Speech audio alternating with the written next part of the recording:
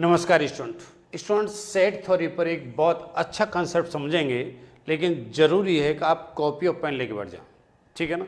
आप वीडियो यहाँ पर रोक दें और कॉपी और पेन ले लें ज़रूर, यदि आप चाहते हो समझना कुछ। ठीक है ना। और आप चाहते हो कि बहुत अच्छी चीज़ समझ लिया तो मेरे कहने से कॉपी और पेन ले लीजिए। ले लिया? चलिए साहब, अब मैं आपको जो कुछ बोल रहा हूँ उसको लिखिए और आपसे क्या आंसर आ रहा है उसका आंसर देने की पूरी कोशिश करिए। कंसेप्ट 1 मिनट में समझ में आ जाएगा। मेरा क्वेश्चन ये है कि आपकी क्लास में 35 स्टूडेंट्स हैं। ठीक है, आप समझ गए कि आपकी क्लास में कुल मिलाकर 35 स्टूडेंट्स हैं, राइट। उनमें से 18 स्टूडेंट्स क्रिकेट खेलते हैं। कितने स्टूडेंट्स? 18। और उनमें से 12 स्टूडेंट जो हैं फुटबॉल खेलते हैं, और उन्हीं में से 35 स्टूडेंट, ध्यान रखना, और उनमें से हॉकी खेलने वाले स्टूडेंट्स हैं 14। इतनी बात समझ में आ गई, राइट। आपने लिख लिया। दूसरी बात है, क्रिकेट और फुटबॉल खेलने वाले, क्रिकेट एंड फुटबॉल, इसका क्या मतलब है? वो क्रिकेट भी खेलते हैं और फुटबॉल भी खेलते हैं, दोनों गेम में इन्वॉल्व हैं वो। ठीक है ना। वो क्रिकेट भी खेलते हैं और फुटबॉल भी खेलते हैं। इस तरह के 5 स्टूडेंट्स हैं आपकी क्लास में, राइट। क्रिकेट एंड हॉकी, वो क्रिकेट भी खेलते हैं एंड हॉकी भी खेलते हैं, दोनों गेम्स खेलते हैं, दोनों गेम में पार्टिसिपेट करते हैं। इस तरह के स्टूडेंट्स आपकी क्लास में 8 स्टूडेंट्स हैं, राइट। और फुटबॉल एंड हॉकी, फुटबॉल भी खेलते हैं कुछ स्टूडेंट्स और हॉकी भी खेलते हैं। इस तरह के स्टूडेंट्स हैं 6 आपकी क्लास में। और 3 स्टूडेंट आपकी क्लास में ऐसे हैं जो तीनों गेम्स खेलते हैं, वो क्रिकेट भी खेलते हैं, हॉकी भी खेलते हैं और फुटबॉल भी खेलते हैं। ठीक है। मेरा क्वेश्चन अब आपसे ये है, मेरा क्वेश्चन आपसे ये है कि आपकी क्लास में कुल कितने बच्चे खेलते हैं? क्लास में 35 स्टूडेंट थे, उनमें से कितने खेलते हैं और कितने नहीं खेलते हैं? और मेरा क्वेश्चन आपसे ये है कि केवल क्रिकेट कितने खेलते हैं? मेरा क्वेश्चन आपसे यह है कि केवल फुटबॉल कितने खेलते हैं? ठीक है ना। और मेरा क्वेश्चन आपसे यह भी है कि ओनली फुटबॉल और क्रिकेट कितने खेलते हैं? देखो, क्रिकेट एंड फुटबॉल और ओनली क्रिकेट एंड फुटबॉल में अंतर है, ये बात समझने की कोशिश करिएगा। एक बार और समझ लें क्वेश्चन को। क्वेश्चन है कि क्रिकेट खेलने वाले कितने? 18 स्टूडेंट्स हैं। फुटबॉल खेलने वाले 12 स्टूडेंट्स हैं। हॉकी खेलने वाले 14 स्टूडेंट्स हैं। क्रिकेट एंड फुटबॉल खेलने वाले 5 स्टूडेंट्स हैं। क्रिकेट हॉकी खेलने वाले 8 स्टूडेंट्स हैं। फुटबॉल हॉकी खेलने वाले 6 स्टूडेंट्स हैं। और तीनों गेम्स खेलने वाले जो हैं वो 3 स्टूडेंट्स हैं, राइट। आपकी क्लास में कितने बच्चे गेम्स में जाते हैं या गेम्स खेलते हैं करते हैं, और कितने बच्चे गेम्स में पार्टिसिपेट नहीं करते हैं? ये क्वेश्चन है। क्वेश्चन मेरा ये भी है कि केवल क्रिकेट कितने खेलते हैं जो और दूसरे गेम्स में बिल्कुल पार्टिसिपेट नहीं करते? कितने स्टूडेंट्स ऐसे हैं जो केवल फुटबॉल खेलते हैं और किसी में पार्टिसिपेट नहीं करते? तो इस तरह के क्वेश्चनों के आंसर दिए क्या दिए जाएंगे? इन क्वेश्चनों को कैसे आंसर दिया जाए? ठीक है, क्या कोई फॉर्मूला बनाया जा सकते हैं? और फॉर्मूला बनेंगे तो कहाँ से बनेंगे और कैसे बनेंगे? ठीक है, इस वीडियो में ये सारी बातें बहुत अच्छी तरह से एक्सप्लेन करेंगे, एक कंसेप्ट को एक्सप्लेन करेंगे। उसके बाद मैं समझता हूँ आपकी कोई प्रॉब्लम नहीं रहेगी जो इस तरह के क्वेश्चनों को सॉल्व नहीं कर पाए आप। ठीक है, देखिए इस तरह के क्वेश्चन सॉल्व करते हैं हम वेन डायग्राम से, और वेन डायग्राम से इनके फॉर्मूले बना सकते हैं हम। ठीक है, यहाँ पर मैंने 3 गेम्स लिए हैं। ये गेम्स आपके कोर्स में 2 गेम्स भी हो सकते हैं, केवल 2 गेम की बात हो सकती है ना। 4 गेम की तो नहीं होगी, केवल 2 या 3 गेम की बात हो सकती है। कहने का मतलब है कि वेन डायग्राम बनेंगे। अब वेन डायग्राम कैसे बनते हैं जरा ये देखें। ये एक रेक्टेंगल होता है। रेक्टेंगल होता है कि यूनिवर्सल सेट, जिसमें सभी सेटों के टोटल एलिमेंट्स होते हैं। ठीक है ना। यूनिवर्सल का मतलब होता है सब कुछ है। आपकी क्लास के सारे स्टूडेंट्स जो हैं इसके अंदर आएंगे। ठीक है, और इसे हम यूनिवर्सल कहेंगे, राइट। और इसी यूनिवर्सल को हम किससे रिप्रेजेंट करेंगे? यू से करेंगे। और आपको दे रखा है नंबर ऑफ यू। इसका मतलब है कुल आपकी क्लास में कितने बच्चे हैं? ये पूरी क्लास है आपकी, इस क्लास में कितने बच्चे हैं? 35 स्टूडेंट्स हैं, राइट। अब जरा देखें कि इस सर्किल को हम कह सकते हैं कि क्रिकेट में, इस सर्किल में आने वाले बच्चे क्रिकेट वाले होंगे। ठीक है, इस सर्किल को मान लेता हूं ये फुटबॉल वाले स्टूडेंट्स होंगे, इधर एक क्रिकेट को रिप्रेजेंट करेंगे, फुटबॉल को करेंगे, और ये जो हैं हॉकी को रिप्रेजेंट करेंगे इस सर्किल में आने वाले में। अब कौन कहां पर बैठेगा इसको समझने की जरूरत है, किसको कहां पर रखा जाए, किसको कहां पर लिखा जाए, ये आपको बहुत जरूरी है। तो इसे लिखने का तरीका क्या होता है स्टूडेंट्स, कि जो तीनों में शामिल है ना, पहले उनको लिखिए। तीनों में, तीनों गेम्स का कौन सा पोर्शन है, तीनों गेम्स का ये एरिया है। इस एरिया में कितने बच्चे आ रहे हैं आपको बताया मैंने, 3 स्टूडेंट्स ऐसे हैं जो तीनों गेम्स करेंगे। तो इसका मतलब है 3 आपने यहां लिख लिया, ठीक है। अब उसके बाद मैंने क्या कहा, मैंने कहा कि क्रिकेट और फुटबॉल में 5 स्टूडेंट्स हैं। तो क्रिकेट और फुटबॉल में 5 हैं, तो 3 तो आपने ले लिए भाई, ये 3 भी तो क्रिकेट और फुटबॉल में हैं। और उसने क्या कहा क्वेश्चन में कहा है कि 5 स्टूडेंट हैं, तो कहने का मतलब है 2 स्टूडेंट आपके पास इस पोर्शन में आ जाएंगे। ओनली ये 2 स्टूडेंट वो हैं जो ओनली क्रिकेट एंड फुटबॉल है, only cricket and football. Answer क्या हो गया, ओनली क्रिकेट एंड फुटबॉल आपसे पूछा जाए तो आंसर क्या आएगा, 2 आएगा। क्रिकेट और फुटबॉल में कितने हैं, क्रिकेट और फुटबॉल में 5 स्टूडेंट्स हैं, 2 और 3 5, ठीक है। और ओनली क्रिकेट और फुटबॉल में कितने हैं, वो 2 स्टूडेंट्स हैं, ठीक है, राइट।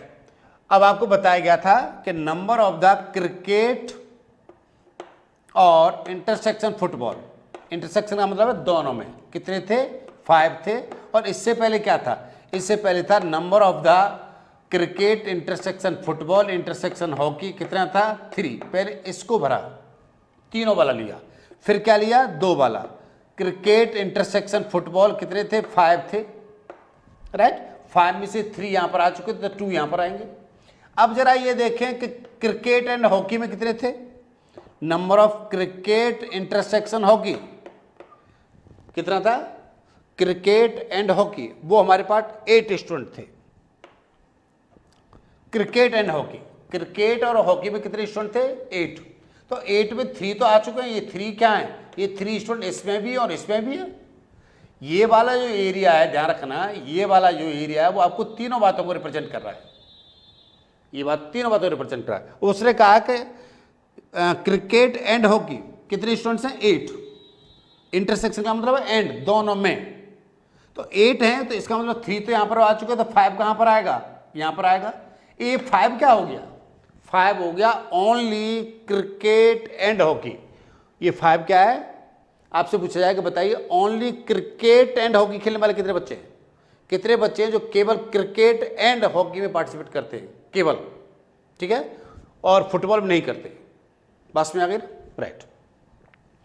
अब आप ये कह सकते हो कि intersection of the football intersection hockey ये कितना आएगा, ये हमारे पास था 6 स्टूडेंट। ध्यान रखिएगा, पहले 3 को लेते हैं, फिर 2-2 वाले पार्ट लेते हैं, और फिर 1-1 वाले पार्ट लेते हैं।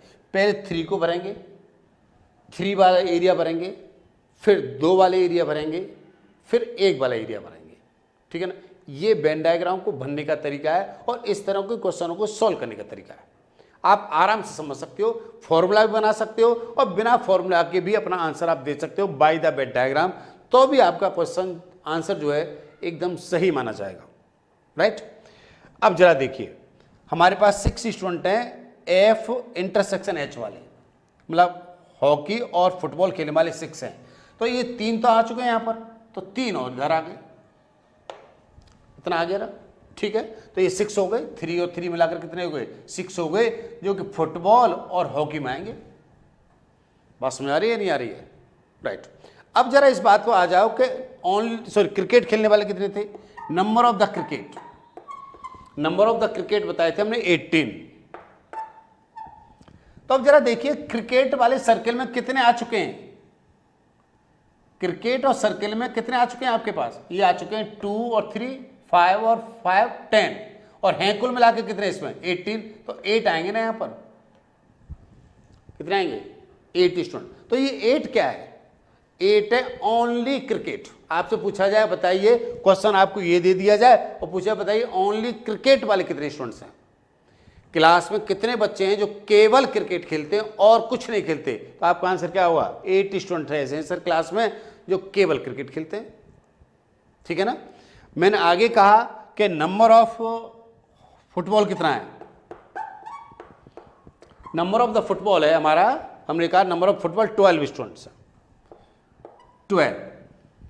12 स्टूडेंट्स है फुटबॉल में। देखिए फुटबॉल में आने वाले कितने स्टूडेंट है? 12, और 12 में से हमने कितने ले लिए हैं?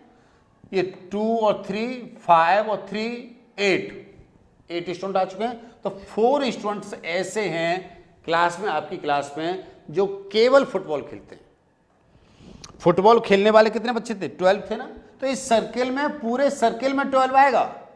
इस पूरे सर्किल के अंदर क्या आएगा? 12 आएगा, राइट? 12 आएगा। तो 12 में से कितना आ चुका है? 2 यहां पर आ चुका, 3 यहां पर आ चुका, 5 यहां पर आ चुका। तो यहां पर कितना आएगा? 4 आएगा। बात समझ आ गई? ठीक है। अब आपके पास क्या रह गया? नंबर ऑफ हॉकी रह गया। नंबर ऑफ हॉकी जो है वो कितना होगा आपके पास? नंबर ऑफ हॉकी होगा कितना दे रखा है हमने? Number of hockey 14। तो 14 में कितना आ चुका है साहब? देखिए ये आपके पास 5 और 3 8, 8 और 3 11, ठीक है ना। 11 और आपके पास कितना रहेगा? 14। तो 3 और रहेगा यहाँ पर, ठीक है। ये आपके पास 3 स्टूडेंट्स और होंगे। नहीं तो हमें ये पता लग गया कि किस किस एरिया में कौन कौन से एलिमेंट्स आएंगे, ठीक है। ये बात समझ आ गई आपकी, राइट। अब जब आपके पास ये समझ आ गई तो नंबर 3 क्या है? ये 3 क्या है? ये 3 है केवल हॉकी खेलने वाले स्टूडेंट्स। हॉकी खेलने वाले कितने स्टूडेंट्स हैं? केवल 3। केवल आपसे पूछ रहा है फुटबॉल खेलने वाले कितने स्टूडेंट्स हैं? 4। और कितने स्टूडेंट्स हैं जो केवल क्रिकेट में? 8 स्टूडेंट्स, ठीक है। आप बहुत सारे आंसर यहां पर दे सकते हो, ठीक है। अब आपसे पूछ रहे हैं कि टोटल गेम्स में कितने बच्चे पार्टिसिपेट कर रहे हैं क्लास में से? तो क्लास में तो ये बच्चे सब पार्टिसिपेट कर रहे हैं खाली। इन सबको क्या कर लो आप? ऐड कर लो। ऐड करोगे तो क्या हो जाएगा? 2 और 3 5 5 10 और 18 तो ये आ गए। 4 और 3 7 ये आ गए, और 3 ये आ गया। तो 28 हो गया ना। 28 क्लास में बच्चे गेम्स में जा रहे हैं, ठीक है। और क्लास में बच्चे कितने हैं? 35। तो 7 स्टूडेंट जो हैं बाहर बैठे हुए हैं, जो किसी भी गेम में पार्टिसिपेट नहीं कर रहे हैं।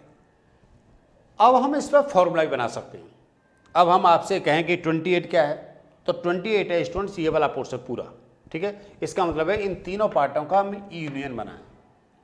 यदि इस तरह के फॉर्मूले बनाने हो 2-2 के, 3-3 के, तो फॉर्मूले कैसे बनेंगे जरा ये देख लें।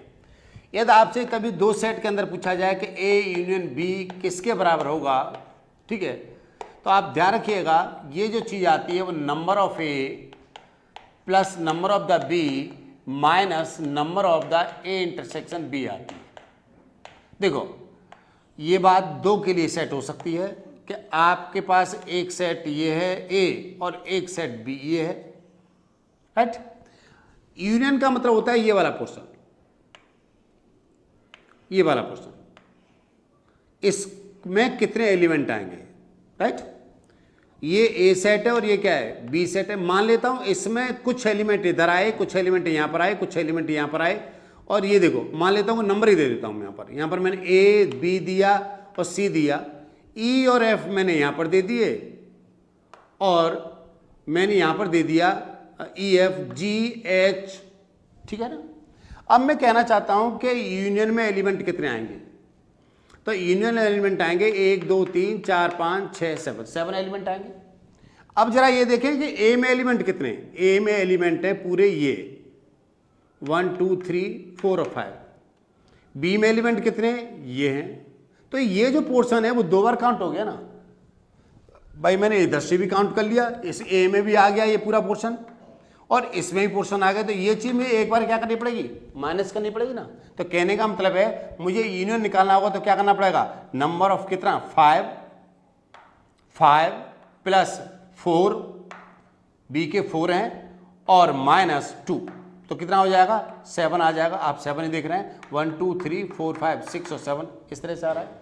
तो एक फॉर्मूला बन सकता है, number of A union B को आप लिख सकते हो number of A plus number of the B minus number of the A intersection B. अब आपसे पूछा गया कि सर खाली ओनली ये बताइए, दूसरा फॉर्मूला ये बन सकता है कि ओनली ए बताइए सर। तो ओनली ए का मतलब क्या है, ये 3 एलिमेंट आनी चाहिए। तो ओनली ए कैसे आएगा, तो आप इसके लिए फॉर्मूला बना सकते हो कि पूरे इस ए में से नंबर ऑफ ए में से आप क्या माइनस कर दें, इसको माइनस कर दें number of A intersection B को, तो ये फॉर्मूला बन सकता है।